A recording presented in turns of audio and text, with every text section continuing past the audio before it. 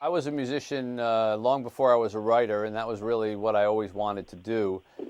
Later, I fell into writing, and I was fortunate enough to write a book called Tuesdays with Maury. And over the years, people have come up to me after that book and have said, "Oh, that book changed my life." And I always sort of, I was happy to hear that, but I always wondered, really, is that a little too strong? It changed your life. And I began to think, well, what if somebody really had enough talent to change somebody's life? And I created this magical character called Frankie Presto, who in my novel is the greatest guitar player to ever walk the earth. He has more talent than anybody. And he suffers a lot as a child. He's an orphan, and he has to go through an awful lot. And sort of as a result of that, he's granted by the fates this magic guitar that has 6 strings that can affect 6 lives over the course of his lifetime.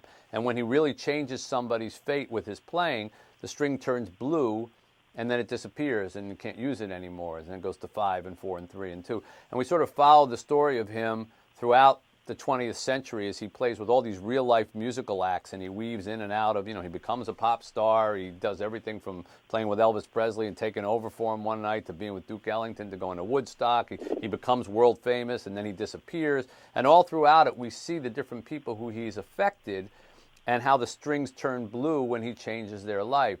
So it's a metaphor for how all of our talents and the way that we mesh with the bands that we have in our lives affect one another, only it's done in a kind of, Forrest Gumpy sort of mythical story.